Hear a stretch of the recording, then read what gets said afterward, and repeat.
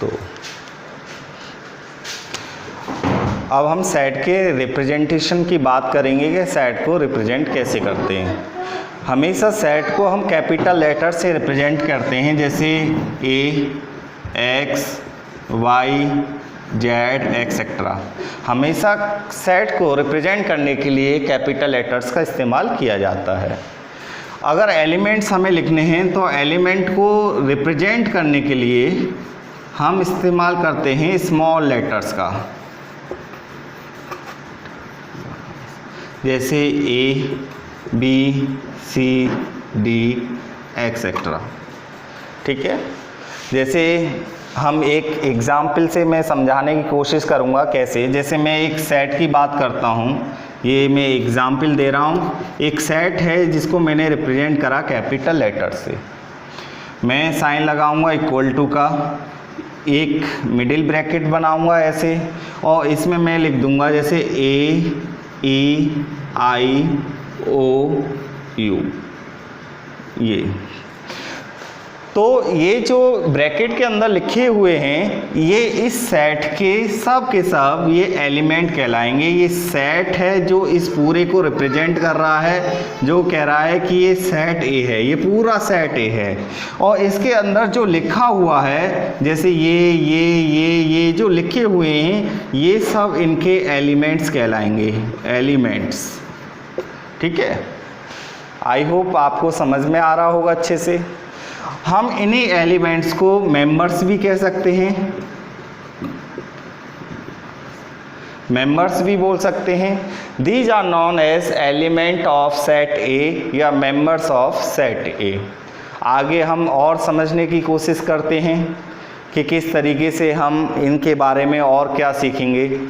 तो जैसे कि अगर ये है, जैसे ये एलिमेंट्स हैं, अब मान लो कि कोई एलिमेंट है ए, ठीक है, वो बिलोंग करता है सेट ए को, तो हम इस तरीके का साइन लगाते हैं। ये जो साइन है ये इसका मतलब होता है बिलोंग्स टू। इस साइन का मतलब होता है बिलोंग्स टू। इसका मतलब होता है कि ये जो एलिमेंट है या ये जो मेंबर है ये इस सेट का मेंबर है। आई होप ये भी पॉइंट आपको क्लियर होगा। और अगर ये मेंबर नहीं है तो हम ऐसे लिखते हैं, डज नॉट बिलोंग टू, ई बना के ऐसे क्रॉस कर देते हैं और यहाँ पर ये लिख देंगे कि ए डज नॉट बिलोंग टू ए। इसका मतलब ये हुआ कि ए जो एलिमेंट है वो सेट ए का एलिमेंट नहीं है। जैसे कि यहाँ पर मैंने लिखा हुआ है पहले से कुछ लिखा हुआ है पहले से, जैसे ए बिलोंग ए। इसका मतलब है हम इसको ऐसे पढ़ भी सकते हैं। इसका मतलब A is an element of set A या ए इज़ इन ए।